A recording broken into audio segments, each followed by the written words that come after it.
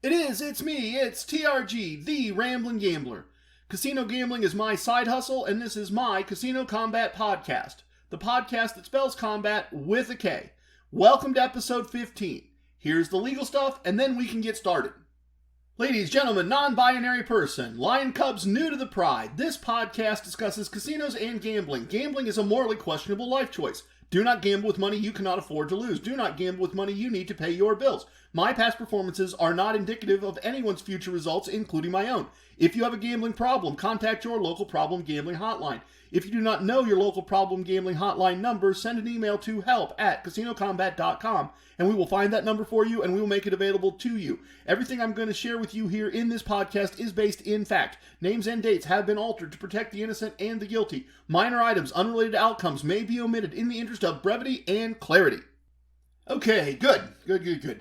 Last week in the VIP lounge, I promised you fun this episode, and I have a fun story for you in the VIP lounge as promised.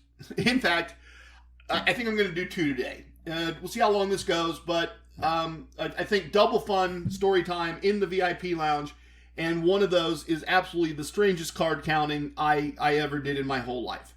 Hopefully this is a fun, upbeat episode for all of you as well. In core concepts, we're going to look at bankroll management and the use of digital gambling. I have an important casino wisdom for you, and as always, I'll share results of this week's gambling in the travel segment. And then also something that a dealer said to Mrs. TRG that still has us a little puzzled. So let's get started and dive into this week's core concepts.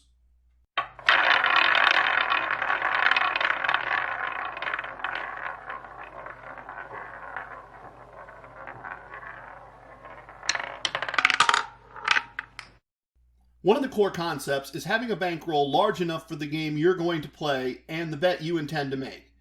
And I've said a couple of times that in my opinion, if you find out that the games and table minimums offered by a casino is too large for your bankroll, you should leave rather than gamble above the level your bankroll supports. So Gabriel pointed out this week that at our local casino, in the current situation, a lot of people don't have the resources to attempt any of what I talk about here. And I started wondering if he was right and thinking about what I might do if I was starting out right now and didn't have a bankroll to support the table limits that are being offered where I am. And sure, for the moment, we're going to leave, just drive somewhere else to the side. Yeah, I'd recommend that if you were where I am. But let's assume that isn't available. You've just got this one casino that's in a reasonable distance and you're thinking you want to try this out. So I'm kind of running through that in my head. I'm kind of thinking about it. And after a few minutes, it hits me. I'd use electronic gambling in some fashion. So that's our topic today. Electronic gambling, also called digital gambling, and approaching it with a very minimum bankroll as a way to get started. If you walk into my local casino with less than a $750 bankroll, you really can't play with a dealer at a table. Everything is a $25 minimum. But they have multiple electronic blackjack games with a video screen as the dealer where you can play for $2 a hand, which means you only need a bankroll of $60 to get started using the techniques I talk about here. Now, they're not going to be giving you watches and luggage and hotel rooms with that level of play, but you can get started and you can work up. The important thing you need to check with a digital blackjack game is how the hands are generated. You want to know if a 52-card virtual deck is used or if the hands are just generated randomly. And let me illustrate the difference. When I was in high school, and now this is pre-computers, many of us had programmable calculators. And a few of us created a short program that generated just two random numbers between 1 and 10. And then it showed those two numbers on the screen. So on the bus or whatever, we'd see who got a better blackjack hand. No money was involved, and that's fine. This was not real blackjack. There were an infinite number of any card available. And there are some electronic games in a casino that they basically work the same way. As each card is dealt, the computer generates a random number between 1 and 13, and that determines what picture goes on the screen, what number the card is, and then it generates a second random number 1 through 4, and that's the suit. So either the player or the dealer could, in any random situation, end up with a handful of 17 aces of hearts.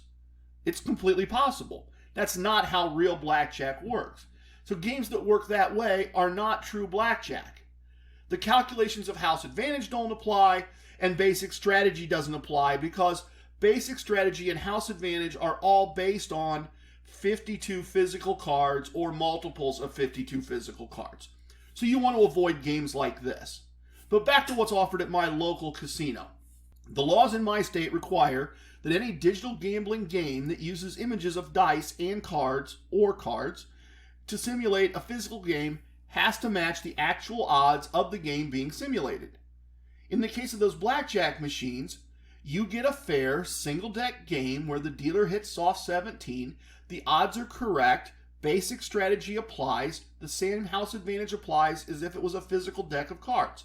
So the electronic dealer shuffles, and then they hand out the cards, and when they get down to less than 25% of the deck remaining, another shuffle occurs, and you see an animation of the shuffle so you know when that's happening. Everything I know, everything I've seen, everything I've tested, this is a perfectly reasonable game to get started, and, as I said, a much smaller bankroll. And bonus, the on-screen process, if you're new to this, it's going to walk you right through everything. You're going to see how to play the game. Prompts are going to be there. You're not going to have any pressure. And then eventually, as you make some money, you can move up to live dealers and higher stakes. I think a $60 entry point is much more manageable for people than that $750 option. Another choice that isn't fully digital, it's only partially digital, is that many casinos are now offering a hybrid pit, where multiple games can be played at a single computer screen, but the dealer's live and dealing real cards. So at the front, you've got a baccarat dealer, you've got a roulette dealer, you've got a blackjack dealer, and they're all dealing all the time, and you can play 1, 2, 3 of those games individually, simultaneously, all seated at a computer console.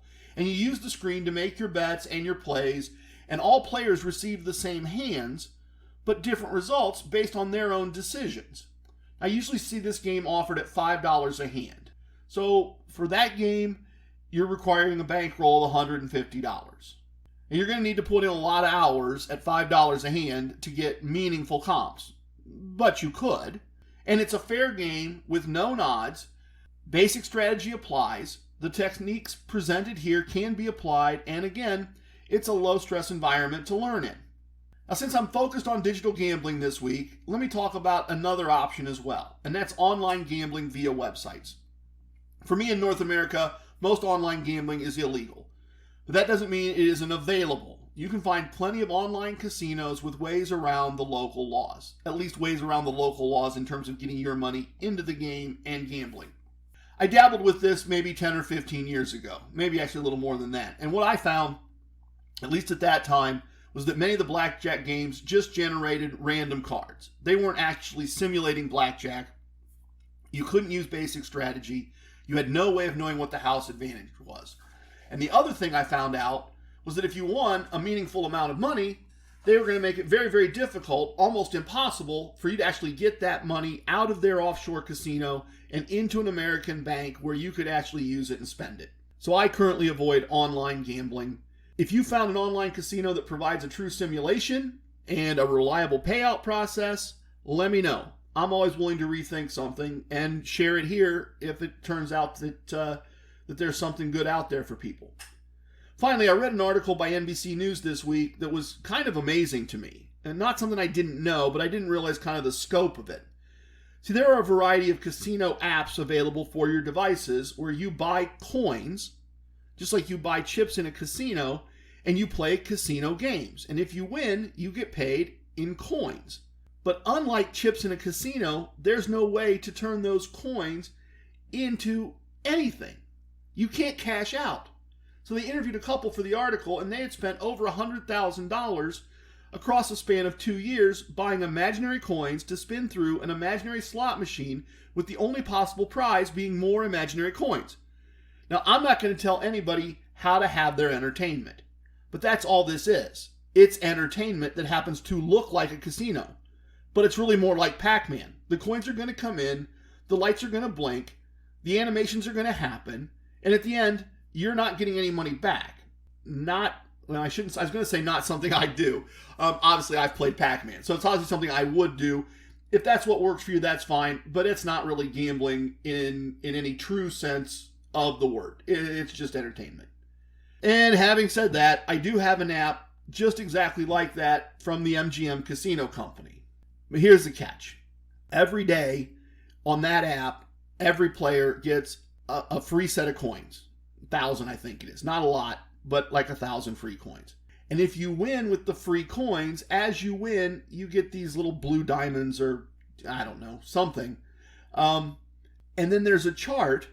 And if you're going to be at one of their properties, you can turn in so many of these, let's call them diamonds. You can turn those in and you can get real world comps. So if I'm getting ready to go to Las Vegas, I'll start spinning their free coins every day. I'm never buying more coins with actual money, but I'll spin them through.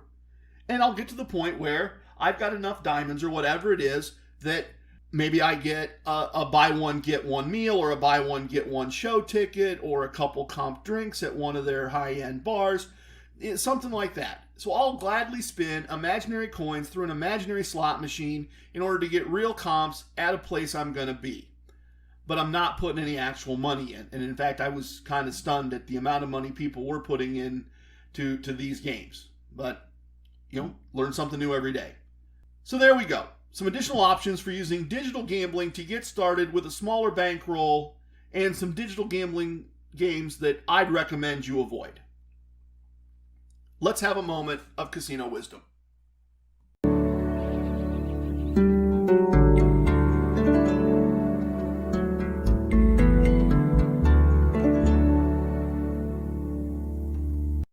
Today I'm going to talk about casino wisdom number 19. If you have choices, pick the better reward system for you. If you've been listening, you know that I use casino reward systems and the benefits that they provide to offset the house's small advantage against me and the losses that sometimes happen. I'm also fortunate to have 8 casinos within 2 hours of my home. 3 of those casinos use a reward system unique to just their property, and they don't have hotels, and they don't have a hotel affiliation. And in other ways, their reward systems are very similar to each other. Not as good as some of the national programs. I mean, you get valet parking at a certain level, cruises at a certain level. But all of the things being equal, I avoid these properties in favor of properties with a national or an international reward system and hotel rooms to comp. I'm not saying you should evaluate a reward system using the same criteria as I do. Your criteria might be completely different. I mean, you might have 2 choices, one with 5 tiers that requires 200,000 points to get to the 3rd tier where good things really start to happen. The other might have a 4-tier system with 100,000 points to get to the 4th tier. Or one might give a lot of stuff as promotions and the other gives mostly free bets or free play. And you can evaluate all of that based on what you need, what you want. Maybe you want stuff.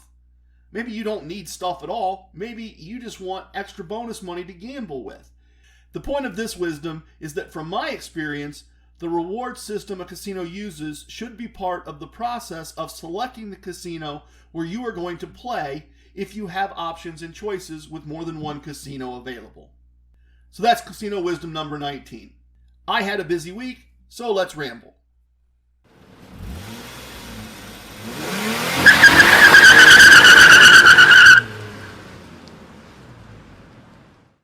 So this week, I stopped at my local casino twice. Once for some luggage and some free play, and once for some free play and to watch Gabriel play craps. He's been doing research on craps and decided to set aside some cash so he can do multiple plays and really understand the game and see if he can make a profit. And we've been talking about it for weeks, and he's been studying, and I just wanted to see it all go down. As for gambling, I lost a small amount of money on the first visit and won just a little more than that on the second visit. So in terms of just locally stopping by a little bit on my way from A to B or home from a client, I basically ended up with a wash for the week. No win, no loss locally. But in other ways, my second visit was very much just casino lifestyle. Friday afternoon, work for clients wraps up a little early, the week is done. I get to play some cards with Trucker Mike at one table, and caught up with a dealer friend of mine and played with Angry Rob at another table. And Angry Rob had a real nice win, so that's always fun to see your friends win. And Gabriel and I even had an opportunity to go across the street and actually sit at a bar together and have a drink and catch up on things that weren't casino related. And it was really fun to get to see him, to get to see all of them, to once again kind of feel like, yeah, this is my casino. This is the way this is. I know people here. They know me. I'm doing this with friends. So also this week, I decided I needed to, activate. Let's call it activate. I needed to get things started at another casino because 2 hours south of my house is a My Choice property. And I've been there once or twice over the years. My Choice is a national system. And I'm prioritizing them because they have 4 properties within 2.5 hours of my house and properties all the way out to Las Vegas that are all part of this national system. So if you don't know, casinos don't start giving you free stuff and sending you promotional offers unless you visited them a few times.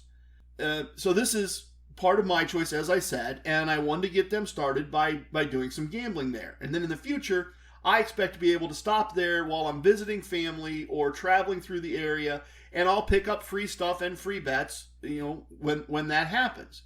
It was an excellent casino. They had lots of tables open, from a pandemic point of view. They probably had 4 or 5 times the number of open tables that my local casinos have. And I had a nice time, saw a new place, got some action in with them, and had a nice win of about 2 days' pay. And so finally over the weekend, it's Mrs. TRG's birthday weekend, and I had a reservation at good old casino number 1. And, this is all that kind of priming the pump, getting them involved from back in June and July when I was first starting this podcast. And, that turns into a reservation on a Saturday night. Or at least I thought it was going to be a reservation on a Saturday night. We hit a snag kind of right off the bat. I get to the front desk, and they have no reservation in my name. They have no reservation in my wife's name. And they ask if I have a confirmation number. And while I have a text from Bubba, my host, from like 2 weeks ago saying the reservation was all set, he didn't include a confirmation number. So if you've been listening, you might remember Casino Wisdom number 6. When there's a problem, look for a casino solution. So that's what we start doing. With the news that the room I was counting on being unavailable, we start looking for that casino solution that we can find. And so the first step is to try and call Bubba to see what he can do, because there's a good chance he can just fix it.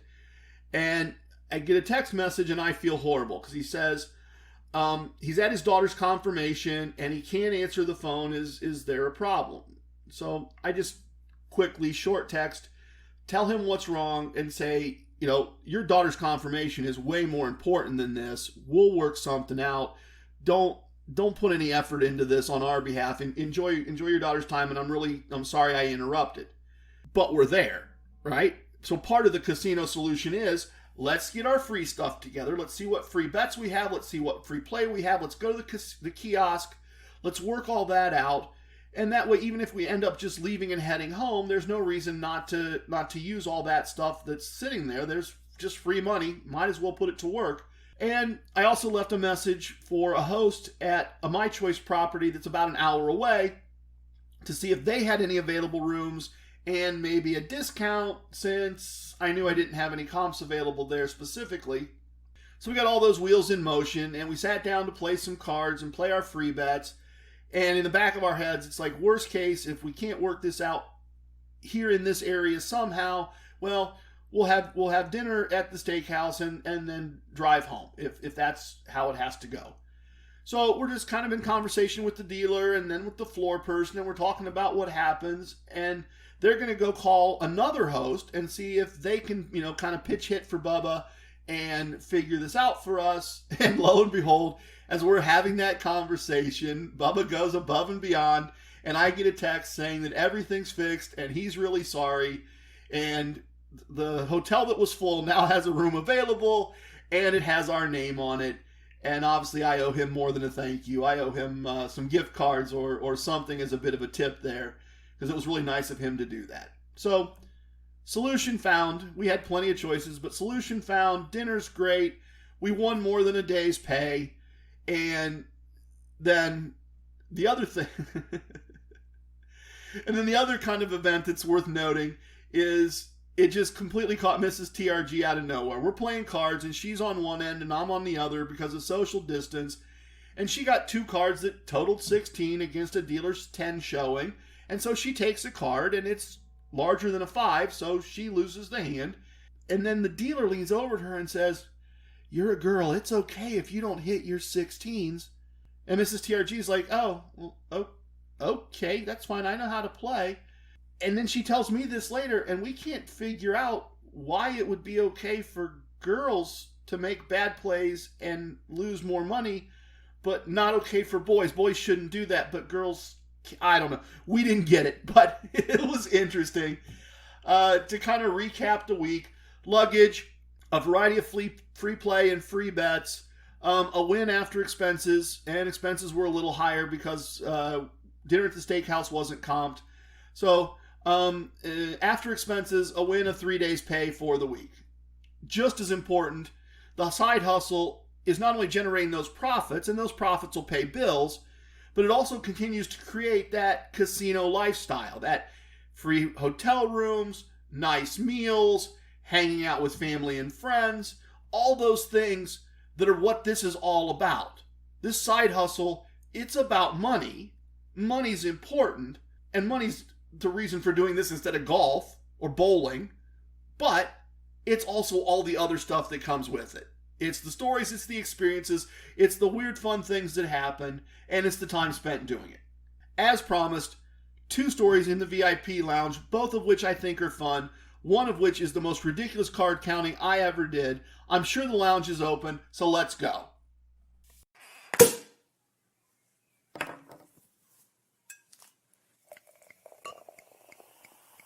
Oh, a little bit of the bubbly. All right, excellent.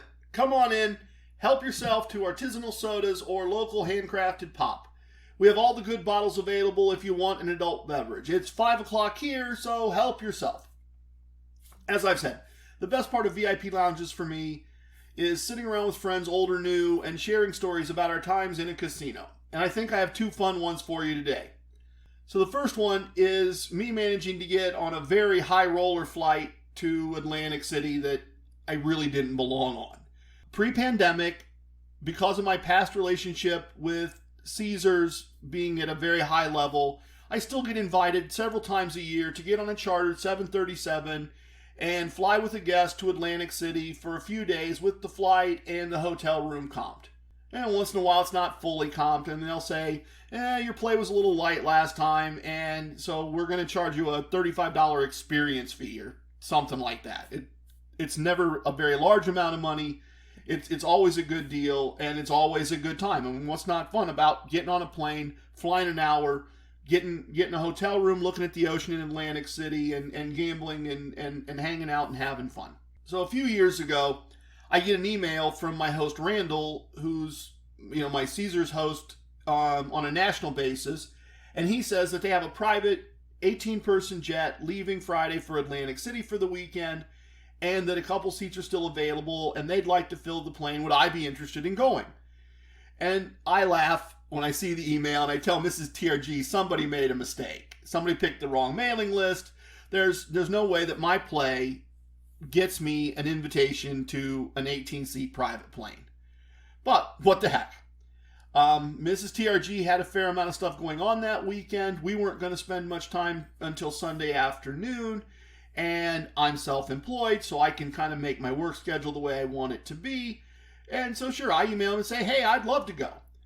And pretty quickly my phone rings, and it's Randall, and he's starting to apologize and explain that a mistake was made, and I just kind of cut him off, and I said, Randall, not a problem. You don't need to apologize. I get it. I assumed that's what was happening. I literally just told my wife that I was sure someone made a mistake. I know I'm not, at a level to get invited on this trip. And so he thanks me for understanding. But do you remember Casino Wisdom number 77? If you don't ask, you don't get. So as we're wrapping up, I say, hey, Randall, my schedule's pretty flexible. I mean, if you get to Thursday and you've still got empty seats, and you'd rather fly me and my action instead of flying the empty seat, let me know. And he says, hey, I will, for sure. Yeah, thanks for understanding. So sure enough, Thursday after lunch, I get a call, and it's Randall, and he says, hey, if you're still interested, we didn't fill all the seats, and we'd love to have you go along. And so they give me the information, they email it over, and I show up at the address provided, and I've never done this before. I've never flown on a private plane. And so I get there, and there's this little private road by the airport, and I drive down this private road, and I park, and I walk into the building, and it's just kind of a big casual lounge, and they got snacks, and they've got soft drinks, and I go over to the counter, and I show the woman my ID there, and she says, oh, okay, great, put your bags over there, and we'll get the plane loaded in a little bit. And so no security screening, no taking my shoes off, no waiting in line, no any of that. Just, hey, have a seat on the couch, have a cup of coffee if you want one. So it's all casino people, right? It's all people that got invited on this trip because they gamble a lot of money, at least whatever counts as a lot of money. And so I fit in. It's not like I'm not fitting in, but it's also clear to me that I really don't belong. I mean, there are watches and bags and that kind of stuff here that's bigger than my entire bankroll for the trip in terms of value, and lots of name brands and lots of labels, but they're a fun group. And we get on the plane, and there's a bartender on the plane, and bottles are popped and strong drinks are consumed, and we get to the airport on the other end in Atlantic City, and they have limos waiting for us, and it's just go get in the limo, and we'll bring your bags to your room later, and here's your keys for your hotel room, you're all set and ready to go. And so I had a great weekend, and I won a couple weeks' pay. So for me, a great win and a free trip. And I don't have to say profits after expenses because I really didn't have any expenses other than a few tips. Everything else was comped. So as we get to the airport to go back, people are making small talk. And somebody says, oh, how'd you do? And I say, oh, I had a nice win. And the other person goes, oh, yeah, you were the one lucky one on the trip. Good for you. And so we get in the limo, and two other guys get in, and the limo's filling up, and the one guy says, don't worry, everybody, don't worry. I covered the cost of the plane for everyone. It's all paid for. And we're like, dude, you don't have to be that loud. It's a very small car. But more than that, somebody's like, so what do you mean? And he goes, well, these flights, they cost the casino about $22,000, but I lost way more than that. So Caesars is fine. They're not going to lose any money on this trip. Hopefully you guys all won some because I took care of everything. And that interaction kind of confirmed all my assumptions. Now, I can't fathom losing that kind of money and just joking around about it. And I can't fathom putting that much money at risk in one weekend in a casino. But everybody in the car with me is all just kind of nodding their heads knowingly.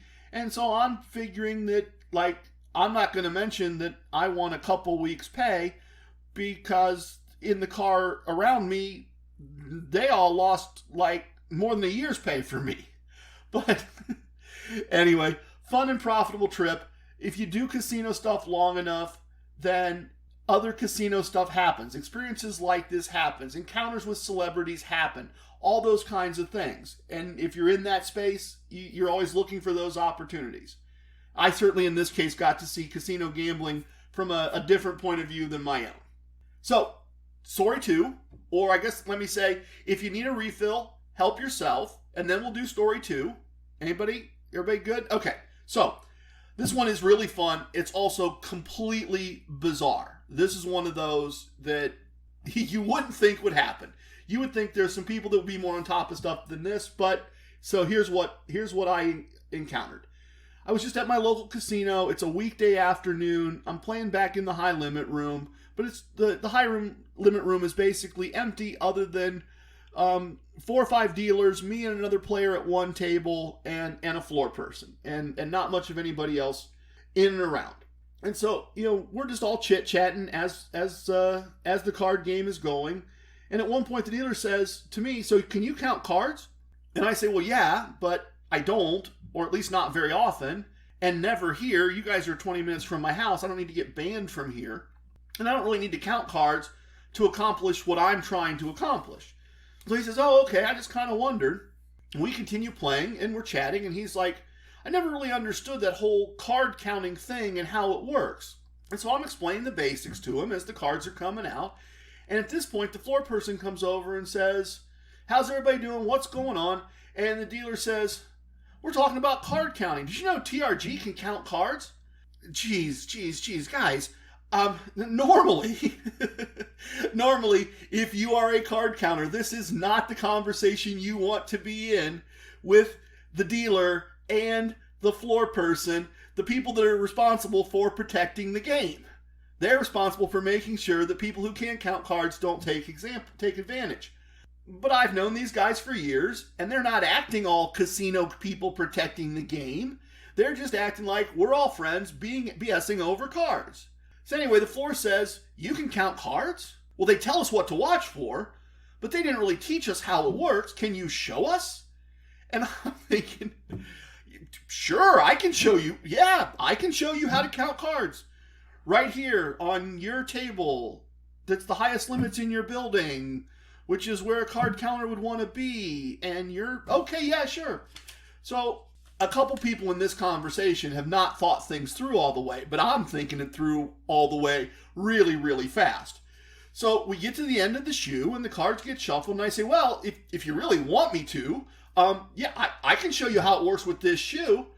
And everybody agrees. The other player, who's got a gleam in his eye, and the dealer and the floor all agree that absolutely I should use the next shoe to teach them how card counting works and to show them.